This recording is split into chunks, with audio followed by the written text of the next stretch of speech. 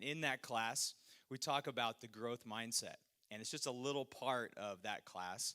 But as I've tried to grow as a teacher and learn more about this fascinating concept of the growth mindset, it's become more and more apparent to me that I think this is so important for me as a teacher, as a coach, and now as a parent of three kids, to understand and then to share with other people. And so I'm really excited to be able to present this to y'all tonight. And I hope you got a handout in the back.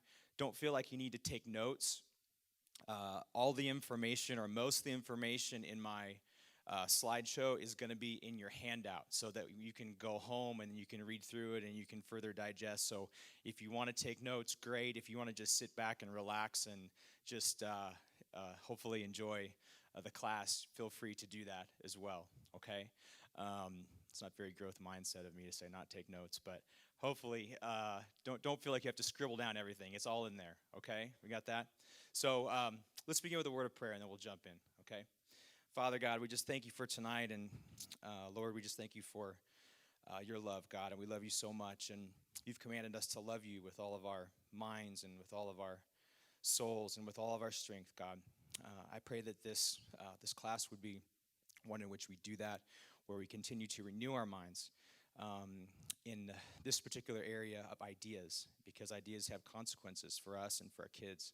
And just pray for these parents and families out there that they would continue to grow in the knowledge and love and mercy of you and your son Jesus, and that they'd be blessed. And just bless our time tonight. In Jesus' name, amen. Okay, so here we go. The growth mindset. Start off with a quote from Aristotle. Learning is not child's play. We cannot learn without pain. There's an uplifting start, right? We're excited now. Okay, don't worry, it's not going to be too painful. But I want to start off with the point that learning is hard. Yes, can we all agree on that? Learning is not easy, especially learning things that are new. One of the hardest things to do is to, at least from what I understand, is to play Rachmaninoff, as this next clip shows.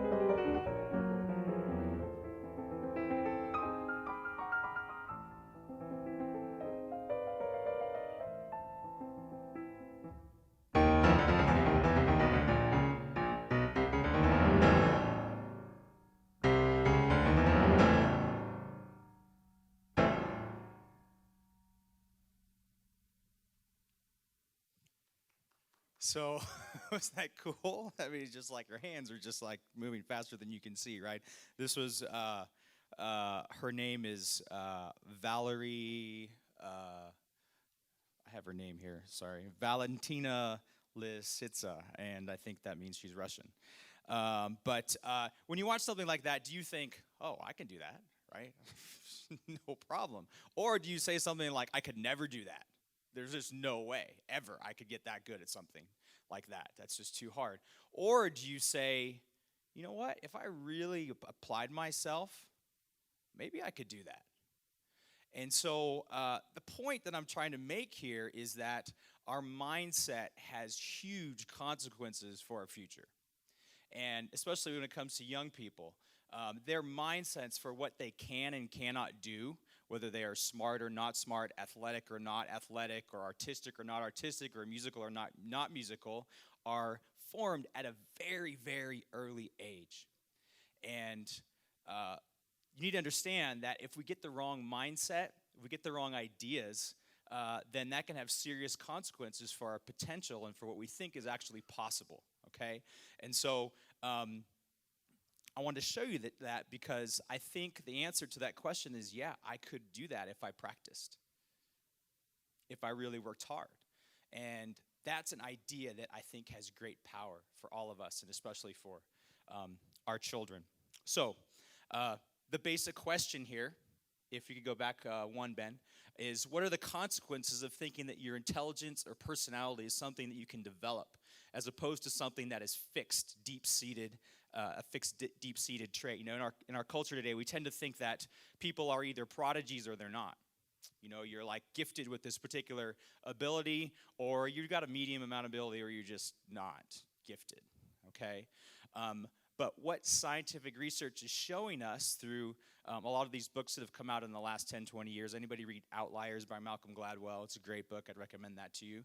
Is that even the greatest prodigies, the Mozarts, the Tiger Woods, the people who we see as the experts, have to go through the learning process just like we do. And that's pretty cool. I think that's pretty encouraging for all of us. The basic answer to this question is, according to Robert Sternberg, the present-day guru of intelligence, the major factor in whether people achieve expertise is not some fixed prior ability, but purposeful engagement, purposeful practice. And so that is the kind of the secret to success, is how purposeful, how engaged is our practice. And that applies in the classroom, that applies on the basketball court, or wherever you are trying to practice and try and get better at something. Alfred Binet, the inventor of the IQ test, said, "A few modern philosophers assert that an individual's intelligence is a fixed quantity, a quality which cannot be increased, but we must protest and react against this brutal pessimism. With practice, training, and above all method, we can manage to increase our attention, our memory, our judgment, and literally to become more intelligent than we were before." A lot of people think that Alfred Binet created the IQ test to measure people's intelligence. He actually created it to measure the change in intelligence as you grow and as you learn. And so some people have the idea that you're either really smart and you have a high IQ, or you don't. But my thesis tonight is that that can change, okay? The key point is, it's not always the people who start out the smartest who end up the smartest. The key is learning how to learn. That's, if you take one thing away from tonight's class, it's the importance of learning how to learn. So there's two basic ways to approach learning, and they're called the two mindsets. And by the way, most of this information that I'm taking from this presentation tonight is from this great book called Mindset, The New Psychology of Success by Dr. Carol Dweck. She's a professor of psychology from Stanford University, and I cannot recommend this little book to you enough. It's absolutely excellent. So a lot of her research is being expressed, and I'm the reporter here, okay? So the first mindset is the fixed mindset. With a fixed mindset, you believe that your qualities are carved in stone. You only have a certain amount of intelligence, athletic ability, personality, etc. Either you are an athlete or you're not, for example. This creates an urgency to prove yourself over and over. Learning is no longer fun because every situation calls for confirmation of your intelligence, personality, or character. Oh, yeah, she's smart. So every time the smart girl takes a test, guess what she has to demonstrate? Her smartness, right? Which makes learning kind of a bummer, and it really causes a lot of anxiety, which really doesn't need to be there. So that person's thinking, will I succeed or fail? Will I look smart or dumb? Will I be accepted or rejected? Will I feel like a winner or a loser based on my performance? The second mindset is the growth mindset. In the growth mindset, you believe that your basic qualities are things that you can cultivate through your efforts. The hand you're dealt is just the starting point for development. This belief creates a passion for learning. You mean I can actually get smarter? You mean I don't have to be this particular label? I can jump from the regular class to the honors class, or I can jump from the honors to the AP class. It creates a passion for stretching yourself and sticking to it, even when it's not going well, and especially when it's not going well.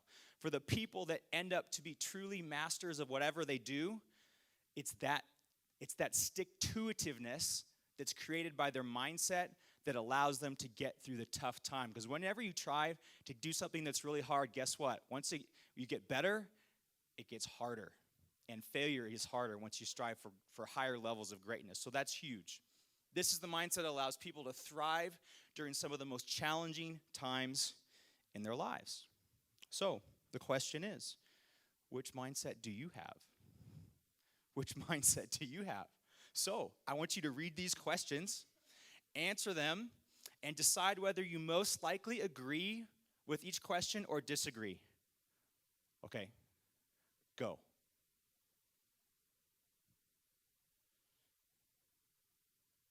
And then maybe share your answers with a neighbor.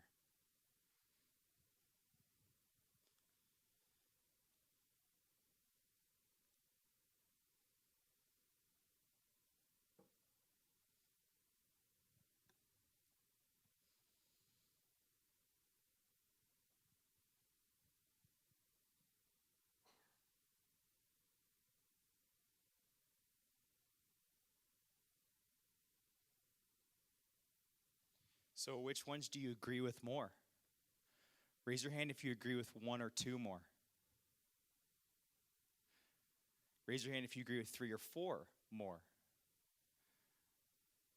Okay, so the one or two are the fixed mindset questions. So if you agree with one or two, then you tend to be more of a fixed mindset person. If you agree with three and four, then you tend to be more of a growth mindset person, okay? Most people are a mixture. Most people have a little bit of both, okay?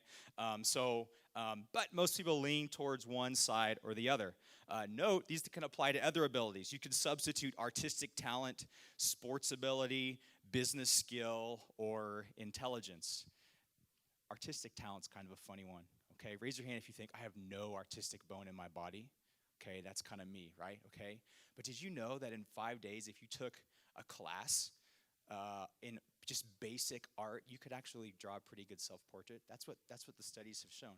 So even the unartistic person can actually become a little bit of an artist, okay? I want you to look at these next two clips, and I want you to tell me which one of these basketball players has a fixed mindset and which one has a growth mindset. It's easy to sum it up when you just talk about practice. We sitting here, I'm supposed to be the franchise player, and we're in here talking about practice. Well, Coach, I mean, listen, we're talking about practice. Not a game. We're talking about practice. Not a game. Not the game that I go out there and die for and play every game like it's my last. Not the game. We're talking about practice, man. I mean, how silly is that, man? We're talking about practice. I know I'm supposed to be there. I know I'm supposed to lead by example. I know that. And I'm not shoving it aside, like it don't mean anything. I know it's important. I do. I honestly do. But we talking about practice, man. What are we talking about? Practice? We're talking about practice, man. We're talking about practice. We're talking about practice. We ain't talking about the game. We're talking about practice, man. When you come in the arena and you see me play, don't you? Absolutely. You see me give everything I got, right? Absolutely. But we talking about practice right now. But it's an issue that your We coach talking about continue to raise. Man, I hear you. It's funny to me too. I mean, it's strange to me too. But we talking about practice, man. We're not even talking about the game, the actual game, when it matters. We talking about practice. Alan, is it possible, though, that from where he's coming from, if you practiced, not you would be better, but your teammates would be better? How the hell can I make my teammates better by practicing? Sorry about that. Has been discovered that you've been working out with Hakeem Olajuwon in Houston. Why have you been doing that? For me, honestly, I'm doing whatever it takes to just become a better basketball player. Just every day, just trying to critique my game, seeing ways that I can get better. So like I said, I can be more of a complete basketball player on the court. Okay, so tough question. Which one has the growth mindset? Which one doesn't? Okay, so, God bless Allen Iverson. But he's gone through some tough times. I hear he's like bankrupt. He was playing like in the Middle East, trying to make some money. And his team, the 76ers, didn't they set some kind of record for the longest losing streak this year in the NBA? And there's LeBron, who that interview was just right after he'd won his first NBA championship. Well, what did he do that summer? He hung out with Hakeem Olajuwon to work on his post skills because he felt like that was a weakness of his. It's no wonder that they repeated and won another championship, okay? So these mindsets are really, they have serious consequences. And I have to confess that I am a recovering fixed mindset person. I really am. My parents, bless their hearts, they did their best that they possibly could, but they raised me to be a fixed mindset person. And I really didn't know. I had no clue. Didn't even know what that was. All that I knew was growing up, I was pretty good at a lot of things, but when things got tough, I didn't want to do them anymore. And so I would try new things, and I would get pretty good, and people would say, oh, you're really good at that, you're really smart, or you're really whatever, and then I would have to feel like I had to keep that up, and then I'd start to struggle. And then guess what I would do? I would just stop doing it. I would lose interest. And so I can really understand, and when I learned about this fixed mindset versus growth mindset stuff, it was like a light bulb moment, and I was like, oh, so that explains it. That explains why I had all this anxiety growing up, because I always felt like I had to demonstrate that I was smart or that I was athletic or that I was whatever. And I wish I'd known this, and I wish my parents had known this so that they wouldn't have trained me to always want to look good rather than to focus it on being good. I couldn't make mistakes. I had to be, quote unquote, perfect, right? And as we know, there's nobody's perfect, right? And so even in going to law school, I thought there's no way that I would ever want to be a litigator, because I could never get up and talk in front of people. God's got a pretty cool sense of humor now, making me a teacher, and I do this on a regular basis now. But back then, I took trial practice, and I dropped the class twice because I was so afraid of getting up and talking in front of people, because I was afraid of what they were going to think. I might make a mistake. I might say the wrong thing. And so this has had really a significant impact on my life. And so I speak here from a point of understanding and humility that certainly with my own kids, with the students that I teach, the kids that I coach, I want to make sure that I'm not giving them a fixed mindset message, but a growth mindset message so they can be their best. So, success is either, if we go to the next slide, Ben, success is either about learning or proving that you're smart. And this is from sociologist Benjamin Barber. I don't divide the world into the weak and the strong, or the successes and the failures. I divide the world into the learners and the non-learners. I think that's really important. So let's look at the worldview of mindsets.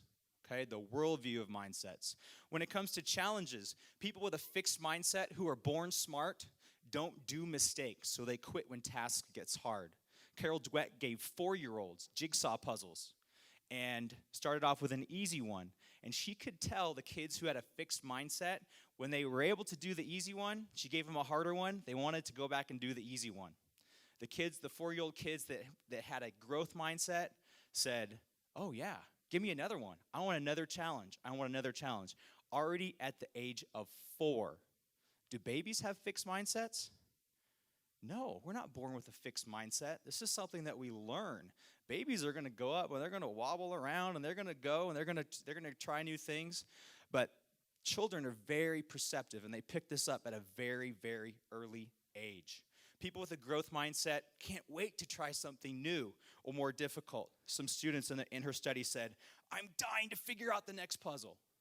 That's a growth mindset. When it comes to feedback, people with fixed mindsets are generally only interested in feedback that reflects on their ability. So they just want the right or wrong answers. Hey, did I get the A or not? Did I get the good grade or not? I don't really care about learning the material. Did I get the outcome that I wanted? Okay? They're very outcome-oriented. People with a growth mindset generally pay close attention to information that can stretch their knowledge. They're process-oriented. How can I improve is a question that they would ask. When it comes to relationships, people with fixed mindsets seek out others that will bolster their ego, okay, and not challenge them. Growth mindset people seek out others that will challenge them to grow. In business, this applies in every aspect of life. CEOs with a fixed mindset cultivate an atmosphere of worshipers and yes men, and all the critics are silenced or they're fired or they're removed, okay? A CEO with a growth mindset confronts their shortcomings on a regular basis and is constantly asking the question, what can we improve? How can we get better? In the area of sports, fixed mindset people are concerned about looking good compared to everyone else. Okay, growth-minded people care about being good, and are willing to look bad to get there. Okay, a classic example is Tiger Woods. He won the Tiger Slam. Okay, a couple years after turning pro, he'd won all the majors. What did he do? He said, I'm gonna change my swing. I'm not good enough, right? So he was willing to get worse in order to get better. And you might make the argument now that he actually did get worse, but nevertheless, he's constantly striving to change and improve, okay? He's focusing on the process. When it comes to emotions, fixed mindset people feel smart when something is done perfectly or without mistakes. Growth mindset people feel smart when they have tried hard and can now do something they couldn't do before. So I want you to turn to your neighbor. This is some audience participation here again. And I want you to ask the question, when do you feel smart? Okay, go. When do you feel smart? You can whisper, that's fine. You don't have to tell everybody.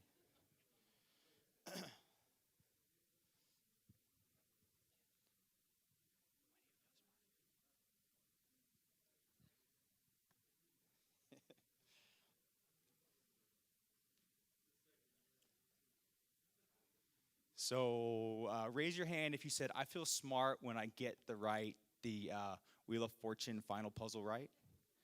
Yeah, I feel smart when I do that. Or when I get the final Jeopardy question, right? Okay? So but seriously though, that's a key question, okay? That's a key question maybe to ask your child. When do you feel smart? Is it when you get the outcome? Is it when you get the A? Or is it maybe when you take a class that's really hard and you had to struggle for a while, or you had some homework that was really hard and you figured it out, you battled through it, and I had this great sense of satisfaction. That'll give you some insight into whether your child has a fixed or a growth mindset. When it comes to achievements, fixed mindset people want to be great immediately. They want to be great immediately. They thrive on a sure thing. Okay, so if I know that I'm gonna be successful, I'll do it. But if I'm not really sure, okay, there might be a chance I'm gonna fail. No way. I'm not going to do that. Okay? Growth mindset people realize that greatness takes time.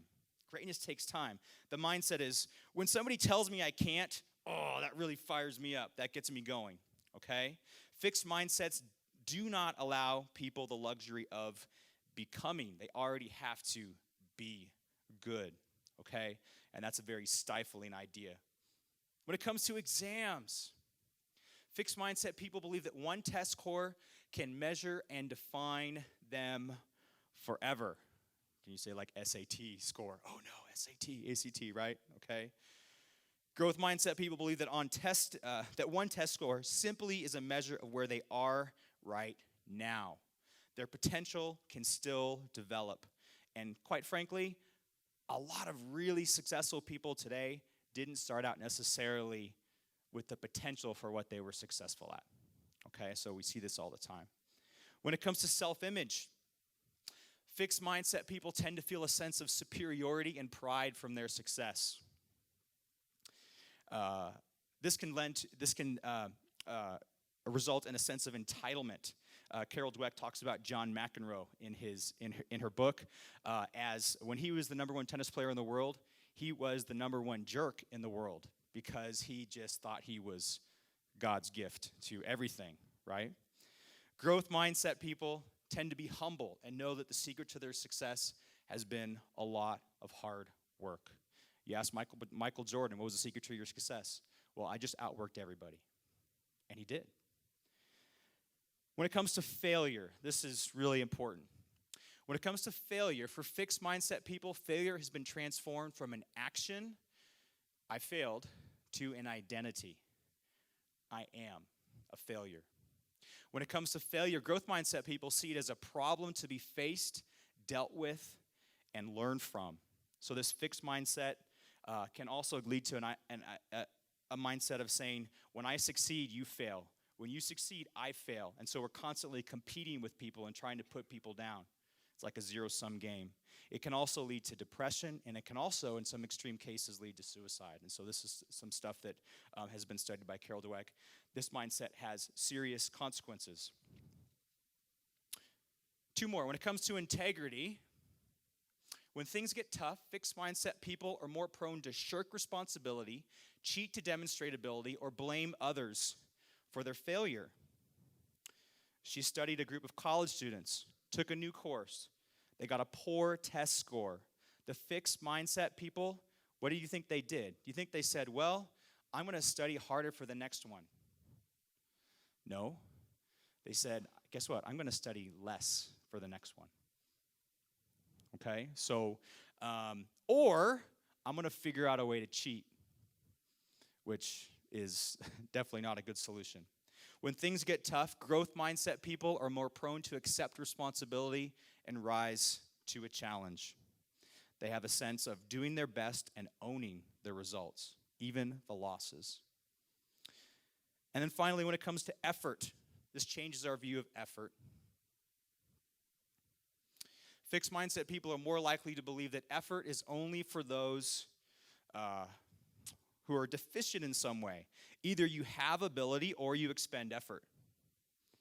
And this often happens with women who try to aspire to a sense of effortless perfection. Everything is perfect, and I'm the super mom, and I'm the super housewife, and everything is perfect, and I never have to do any work, and just everything looks so peachy on the outside. Growth mindset people are more likely to realize that effort is the key to improvement. Well, the good news is, guess what? Waiting for some good news? You can choose your mindset. How about that? You get to choose the way that you approach this area of your life.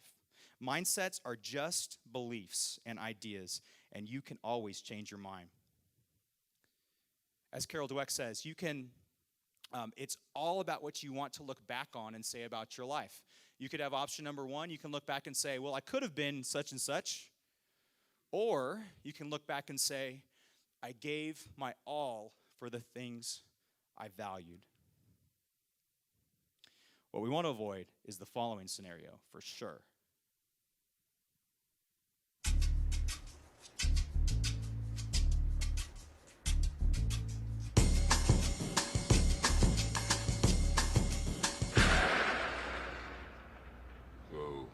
That's not good. Oh, I don't need this. I'm already late. Somebody will come. Anybody out there? Do you have a phone? No. Sorry. Somebody! Hello? There are 2 people stuck on an escalator and we need help. Now, would somebody please do something? Help! I don't believe this. You gotta be kidding me. I'm gonna cry. No, well, there's not enough left to do, is there?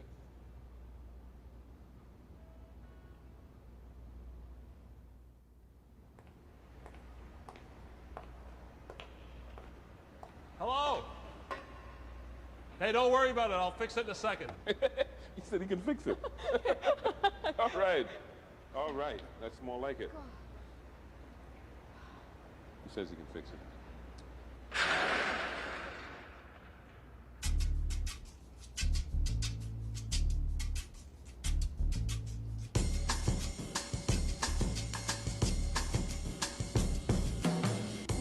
Life is good when I see the sunlight in the morning. Lying in my bed, it's Monday 10 a.m. Walk across the room and open up the window. Feel the fresh air and the sunlight in my face. Life is good. So it's a commercial, obviously, but it illustrates a good point, okay? We want to make sure that we give our kids and we equip our kids with the tools to handle life when they get stuck. And so they're not just like, they're not helpless in those situations, but they can be problem solvers. They can know how to respond. And so let's get to the practical application of this, this course. Parents, if we go to the next slide, Ben. Parents and teachers and coaches to a certain extent are shapers of mindsets. Every word and action can send a message. It tells children how to think about themselves.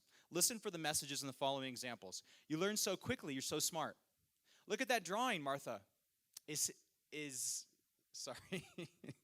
Sorry, that's a boy named Martha.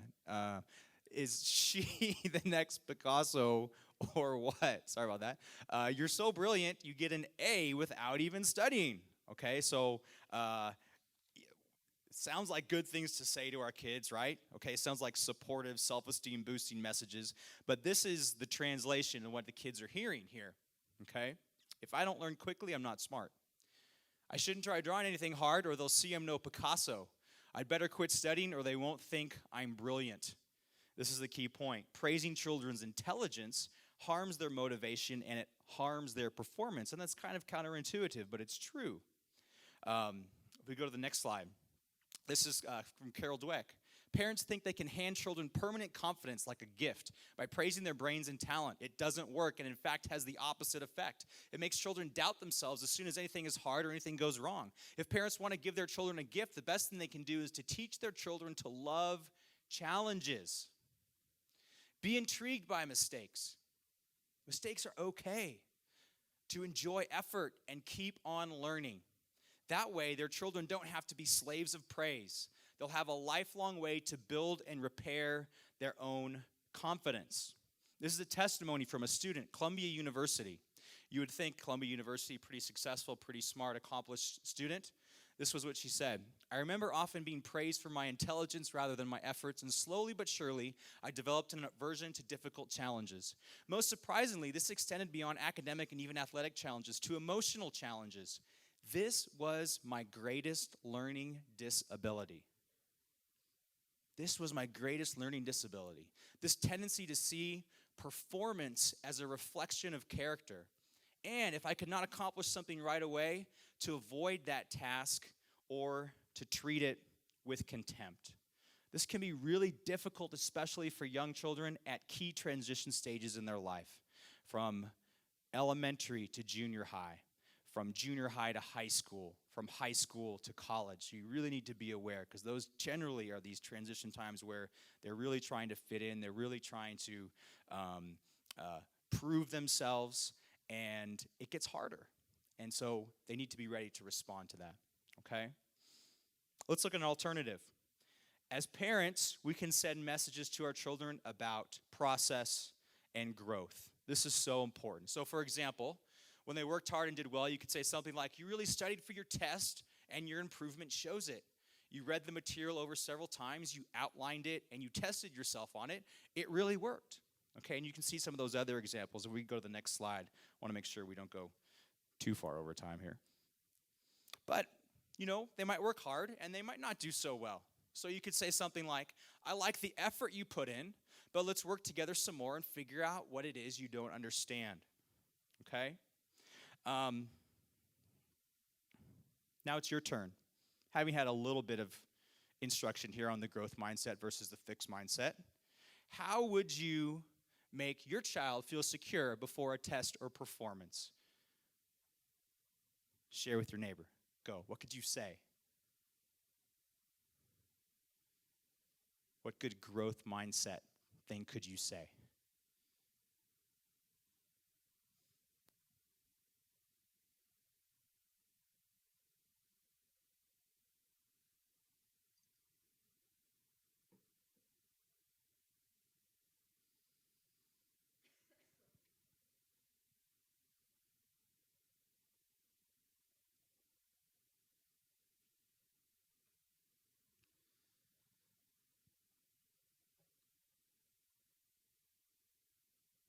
Well, hopefully I've got you kind of like thinking now, right?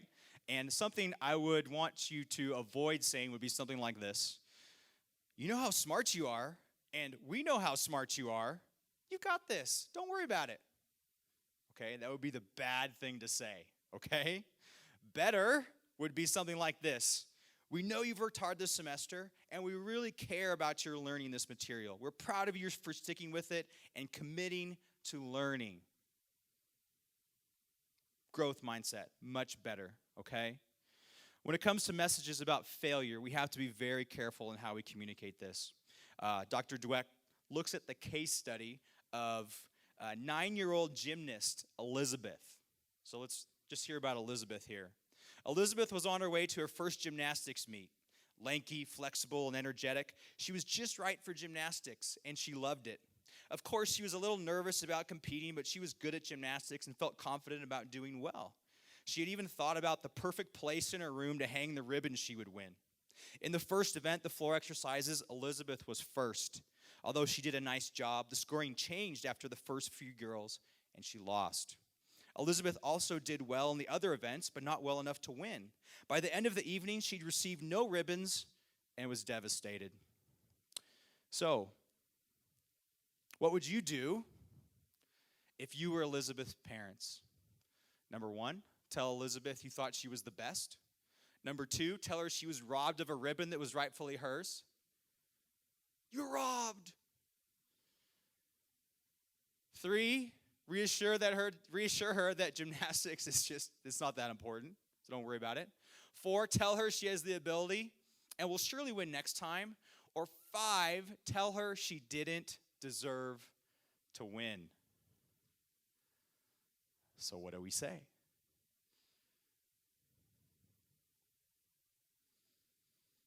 Did you say number 5? I hope you said number 5, because number 5 is the right answer, okay? There's a problem in our society because we want to boost our children's self-esteem. We tend to protect them from failure, and that is doing your child a big disservice. While this might help with the immediate problem, it can be harmful in the long run, okay? Listen to the mindset messages from these responses. The first, you thought she was the best, is basically insincere. She was not the best, you know it, and she does too. This offers her no recipe for how to recover or how to improve, okay? It's just a lie. The second, she was robbed, places blame on others when in fact the problem was mostly with her performance, not the judges. Do you want her to grow up blaming others for her deficiencies? Oh, the refs were terrible in that game, otherwise we would have won, right? How many times have we heard that? The third, reassure her that gymnastics doesn't really matter, teaches her to devalue something if she doesn't do well at it right away. Is this really the message you want to send? 4, The fourth, she has the ability, you say, but maybe the most dangerous message of all. Does ability automatically take you where you want to go? If Elizabeth didn't win this meet, why should she win the next one? The fifth option, telling her she didn't deserve to win. Yeah, it seems kind of cold-hearted, right? Under the circumstances, but of course you wouldn't say it in quite that way, but that's pretty much what her growth mindset father told her. This is what he said. Elizabeth, I know how you feel. It's so disappointing to have your hopes up and to perform your best but not to win. But you know, you haven't really earned it yet. Hello, that is a really key statement and a key word. I love that word, yet. It's not no, it's not yet. That's really good. Get that yet word in your vocabulary. That's really good. There are many girls out there who've worked a lot harder than you. If this is something you really want, then it's something you really have to work for. Also, he told her that if she wanted to do gymnastics just purely for fun, that was fine. No big deal. If you want to just do it just for fun, no problem. No, you don't have to really work hard, or you don't have to do extra work, okay? What happened to Elizabeth was she took this to heart, and she actually practiced the things that she wasn't good at, and at the next gymnastics meet, she won the big trophy. And Elizabeth actually eventually filled up her entire bedroom with gymnastics medals, thanks to just the response that her dad gave her. In essence, her father told her not only the truth, but also taught her how to learn from her failures and to do what it takes to succeed in the future. And that is the point. We go to the next slide, Ben. The point, children need honest, constructive feedback. If they're protected from it, they won't learn well. They'll experience advice, coaching, and feedback as negative and undermining. I think that's a really big deal. Okay, as a coach, I see this a lot. Some athletes are coachable, they accept feedback. Some think it's criticism when it's not. Withholding constructive criticism does not help children's confidence. It harms their future. Roll it, please. Yo, Robert, what's going on? Where have you been? You're late. No, I don't want to hear this. Look, your job performance is nowhere near good enough to be pulling this. I don't give a damn what your father is. You understand me? Yeah. All right. Now get out of here. Okay. Thank you, sir. So you nervous about the fight? They're scared to death. You don't look scared? Well, you ain't supposed to. Then you don't have to do it. Yeah, well, I think I do. You know, living with you, it hasn't been easy. People see me, but they think of you. Now with all this going on, this is gonna be worse than ever. It don't have to be. No, sure it does. Why? You got a lot going on, kid. Oh, what, my last name? That's the reason I got a decent job. That's the reason why people deal with me in the first place. Now I start to get a little ahead. I start to get a little something for myself, and this happens. Now I'm asking you as a favor not to go through with this, okay? This is only gonna end up bad for you, and it's gonna end up bad for me. You think I'm hurting you? Yeah, in a way you are. That's the last thing I ever wanted to do. I know that's not what you want to do, but that's just the way that it is. Don't you care what people think? Doesn't it bother you that people are making you out to be a joke and that I'm gonna be included in that? Do you think that's right? Do you?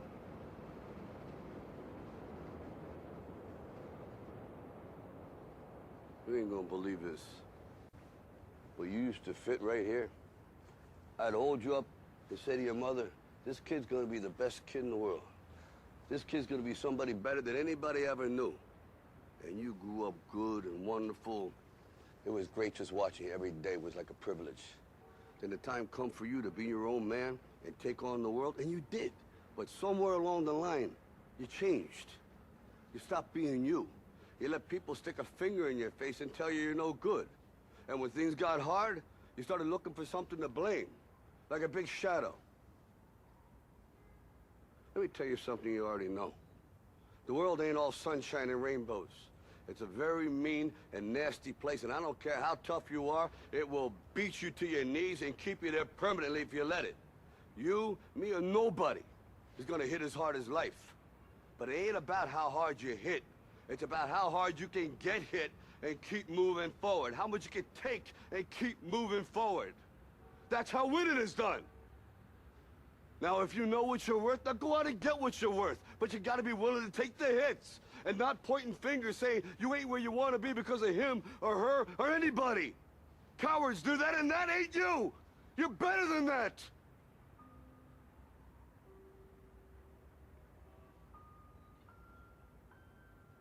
I'm always gonna love you no matter what. No matter what happens. You're my son, you're my blood. You're the best thing in my life. But until you start believing in yourself, you ain't gonna have a life.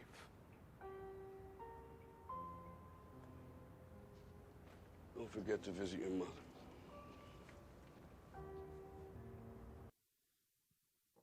There's nothing like Rocky clips. There's just nothing like Rocky clips to give you goosebumps and be like, yes, climb up the stairs, right? Okay. Yeah, that's the point. It's not what happens to you, but it's how you respond that matters. It's not what happens to you, it's how you respond that matters. Okay? All right, let's finish this up. All right? What makes a great teacher or parent? Flip this now.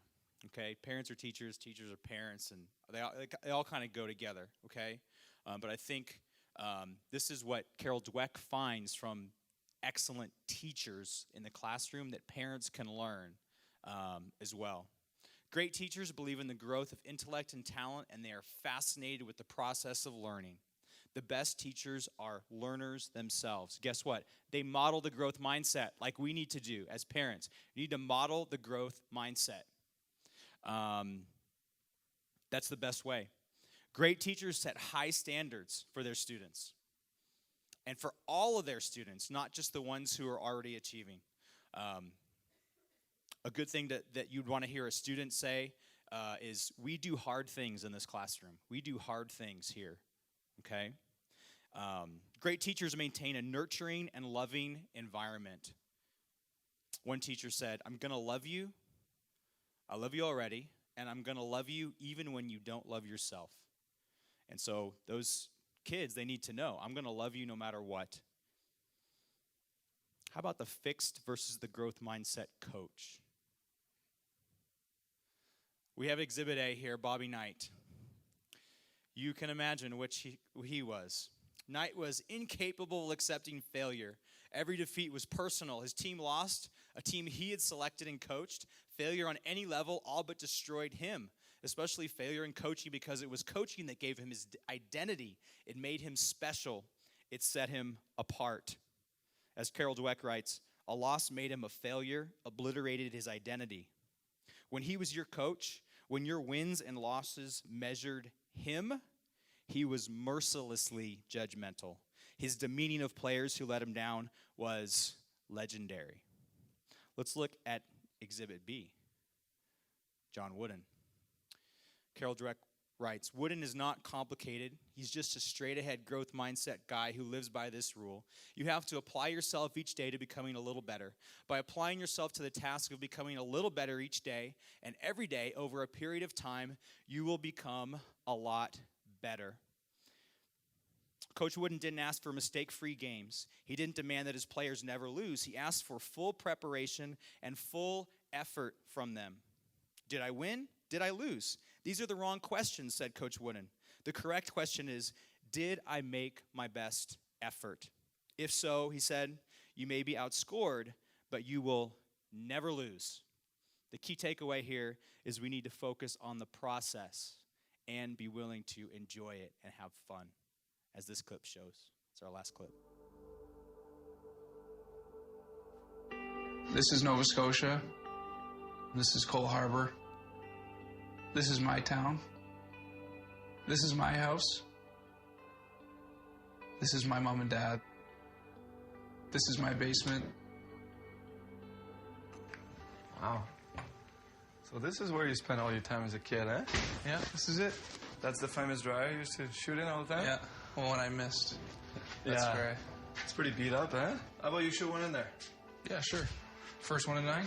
Yeah, you got it. You're going down. You want to shoot first or second? Go first. Oh, yes! This is where he and his friends spent hours. Woo! 1-0. I like that. You celebrate while I'm first, you know? Practice and play. Oh my God. Oh my God. 2 in a row. He would just make up games, how many pucks he can get in the net or how many times he would hit the net without missing. Good response right there. Sorry, Mr. Crosby. 3-2. Oh my God. Sid was extremely driven, extremely competitive. It's unfair. You know this drive by heart. Hey, I think you broke the button on it. I think I broke Sidney Crosby's famous dryer. Good as new. Good as new. I'm not scared at all. There's a certain ding for the dryer. You could tell by the sound. Ooh, 4-4. No, 5-4. Hitting the pole. That was a ting. Oh, that's not fair. They just became background noise. Here it is. Turning point right here. Yes. Now you're really in a jam. I need like five shots. Five Yeah. shots in a row. Yeah. Oh, so close. Come on! The only thing I was worried about was the window. 7-4 for Sidney Crosby. Half inch below it, half inch beside it. It's amazing. He never broke the window. I started so well. I don't want to hear any excuses. Oh, well, if it was fun, Max, I'll just seal it. There's no way you're getting this. Should I like, close my eyes or something for this Try one, it. just to give you a chance? Close your eyes. Uh, 9-4. Can't believe I put that in with my eyes closed. How many goals you got game 7? I got 2. I got 2. We're in my basement now. I think we've forgotten about that.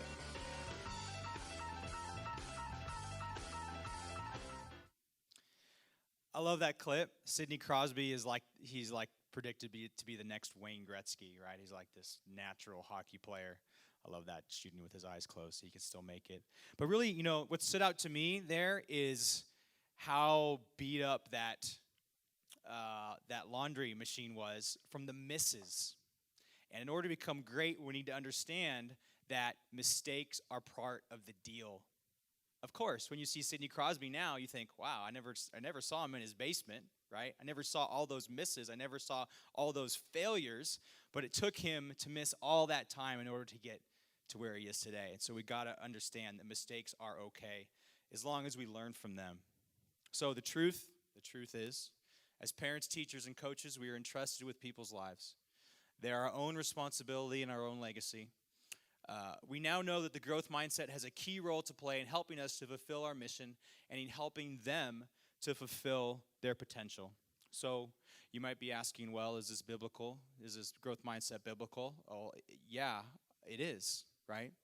So Proverbs is a laundry list of all these issues of pride. He who keeps instruction is in the way of life, but he who refuses correction goes astray. Listen to advice and accept instruction, and in the end you will be wise. Whoever loves discipline loves knowledge, but he who hates correction is stupid. I love that one. Do not rebuke a mocker, or he will hate you. Rebuke a wise man, and he will love you. Wow. The reward of humility and fear of the Lord are riches, honor, and life. Pride only breeds quarrels, but wisdom is found in those who take advice. Do you see man wise in his own eyes? There's more hope for a fool than for him. Who is wise and understanding among you? But by his good life, let him show his works in the meekness of wisdom. You know, a fixed mindset person makes me think of the Pharisees. You know how Jesus criticized them because they were all about their appearance. They were these whitewashed tombs, and on the inside they were empty, right? They cared about what other people think, when on the inside he really knew what their heart was.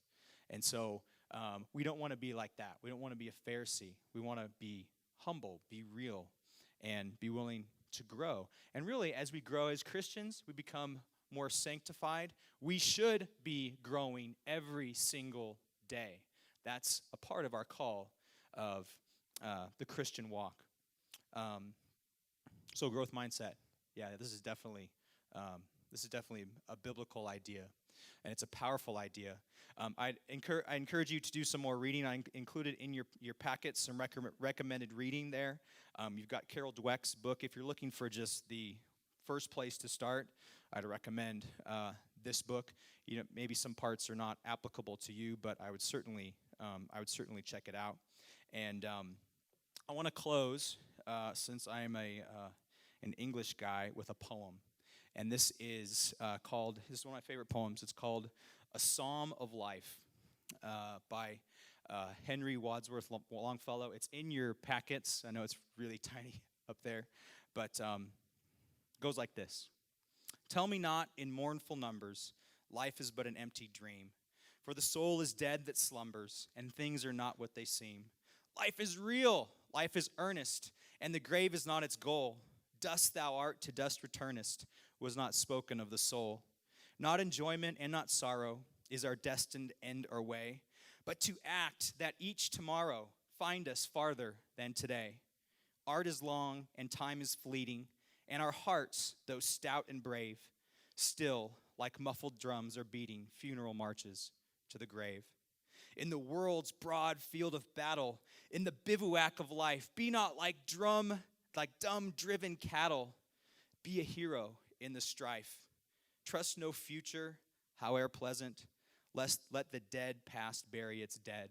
Act in the living present, heart within, and God o'erhead. Lives of great men all remind us we can make our lives sublime, and, departing, leave behind us footprints on the sands of time. Footprints that perhaps another, sailing o'er life's solemn main, a forlorn and shipwrecked brother, seen, shall take heart again. Let us, then, be up and doing, with a heart for any fate, still achieving, still pursuing, learn to labor and to wait. Thanks so much for coming. Thanks for your attention. God bless. Good night.